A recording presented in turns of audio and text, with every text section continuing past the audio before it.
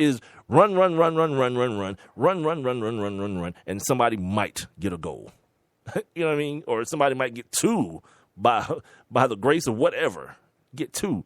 That's soccer in general. So to then say, well, women's soccer is just as exciting as men's soccer. Yeah, I'll give you that. But you have to then acknowledge that men's soccer is not that exciting. You know what I'm saying? If it was, it'd be on bigger networks. More people would watch it. The ratings would be better. Now, soccer is gaining much more popularity as I go to the podium with the commissioner. With the 6th pick in the 2015 NBA Draft, the Sacramento Kings select Willie Cauley-Stein from the University of Kentucky. Oh, Willie Trill. The SEC Defensive Player of the Year. Yeah, here's the thing. I need for Adam Silver to get this man's name right. He changed it legally. It's Willie Trill. You understand that? Willie effing Trill. I'll put the effing part in there. So good for him. Good for him. But my guy, Emmanuel Mudiay, the international man of mystery, as he's been called, hadn't been picked yet. Okay, so anyway, back to this Andy Benoit situation. I'm saying Benoit. I don't know which one it is. So apparently, and then he comes back. His last tweet was, women are every bit as good as men in general. I'll agree with that, and to a certain point. Better in many aspects. I'll definitely agree with that. I've told you guys many a time, just as a person, like my old lady is like 100 times a better person than I am, and it's not even close. Like the race is over before it starts. And then he says TV ratings agree. By the way, yeah, he's right. See, you can have an effed up opinion, but then when you back it up with facts, everyone else shut up. Because unless you have a fact that can trump that, you're at a gunfight with a knife, with a switchblade. Facts trump opinion any day of the week. Solid facts. And the facts are, all you people who want to trumpet women's basketball, why is the WNBA a money hole for the NBA then? Why do they make any money? The league is an expenditure. It's like the NBA has to claim it on its taxes as a dependent. It's so bad. But meanwhile, somebody like me, I remember we had a girl, a woman, Keisha. Her name was Keisha. She played basketball for UGA, and I think she currently plays overseas as well. And we had a serious conversation about the fact that, like, many of you people, many of you guys especially, who watch women's sports, you watch it in a patronizing way. Perfect example, here it is. When Brittany Griner was in college, she was a phenom and all this kind of stuff, but she was also in college at the same time as, what's the pretty girl's name that played for Notre Dame? Y'all know who I'm talking about. Skylar Diggins. Look at these names coming to me. A little bit quicker this time. Skylar Diggins. So I was talking to one of the morning show hosts here in Atlanta, Ryan Cameron. He was talking about when they were going to play they were going to play in the championship game, and he was like, "What? You're not going to watch the game?" I was like, "No, I have no interest in watching girls basketball at all, none." He was like, "Man, boy, Skylar Diggins, boy." Okay, like I have to remind people that we are in Atlanta. Like a pretty girl is pretty much the norm, right? And then he says this. Man, it's just like the Beauty and the Beast, right? Because that's what the people who champion women's sports, that's what they want their sport to be categorized as: the Beauty versus the Beast in the championship game, and that's why you idiots are watching. Like, and Keisha Brown was her name. Yeah, Keisha Brown played for the University of Georgia, and I remember telling her, I was like, I feel like I'm the guy. Like, I've got the upper hand on all these idiots because I'm not patronizing your sport. I'm not watching to see who is the fine one and who's the ugly one or who's managing. I'm not doing that. I watch it because I'm not interested. The same reason I don't watch Michael Phelps swim. I have no interest in it. I don't give a damn if it's the Olympics and he's American. I don't care. I have no interest in watching dudes swim. I don't know why. I don't have no interest in watching somebody play water polo either. It's not interesting to me. It doesn't have anything to do with them being women. Their sports aren't interesting. Before I get to my next point, I'm going to let you guys hear this little bit from the Seth Meyers late night show. Amy Poehler was on there. I guess they do this bit. I think it's called Whatever, or Really, I think it's called. Look, see, Coop knows everyone. So did I offend you, Coop, by calling? She was cool, though. She was, like, mad cool. But here's the bit, the Seth Meyers bit. It's pretty funny. Really, Andy Benoit, there's nothing in women's sports worth watching. I think a lot of people would love to watch you say that to Serena Williams.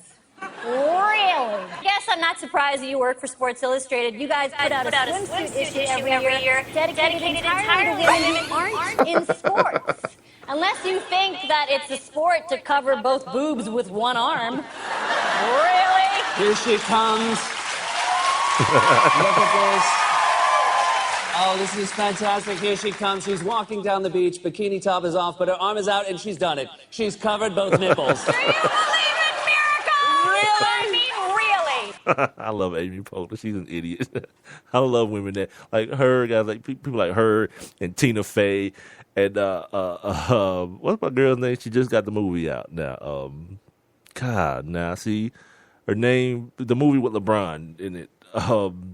Golly, I'm so terrible with names. Amy Schumer, thank you. I'm thanking myself for reminding myself. Like, look at Coop. See, I'll watch the women's 100 and 200 meter track. Why? Because those girls have plenty of ass. You know what I mean? If you want me to watch women's sports, I'm gonna tell you what my favorite women's team of all time is.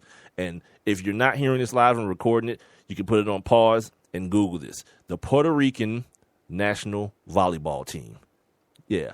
And they are horrible at volleyball. They are terrible. You know, I know because I watched them, and I was praying that they would win so they would have another game, and they got it. Well, I don't know if it's with women you can get it. I guess you can with a woman get it pushed in. They got it pushed in, by the way.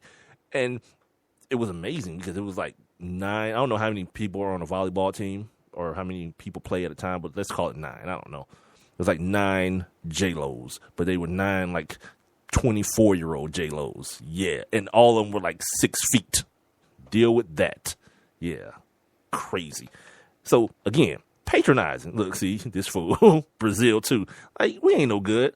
Y'all don't want us watching your sport. Here's the commissioner. 7th pick in the 2015 NBA draft. The Denver Nuggets select Emmanuel Mudiay from Dallas, Texas. He last played for Guangdong in China. For who? Guangdong in China. That dude is from Congo, played basketball in Texas. He committed to SMU initially, but then was like, here's the deal, coach. My mama got bills. I need to go make some money. He went over there and made like $1 million. Good for him. He went over there and made $1 million. Excuse me, y'all. I got, the bubble guts. I went to Farm Burger today. This place, it's in Decatur, Georgia, where the meat is just not any antibiotics in it, straight farm raised. It was good too. It was nice. And I was hungry as hell, so maybe that's part of it. I'm gonna go like another time when I'm not as famished and see if it's that good. But they have it where you can get it topped with anything. I just had a regular burger because I wanted to actually, taste the product without a whole lot of, bacon and pickles and jalapenos and all that stuff on it. But it's pretty good, I find myself treating it like an adult establishment for some reason. You know what I mean? Like, I have a problem. And I'll get back to the story about the women in sports. But I have a problem, like those places that are real, like, casual. They're not a formal place.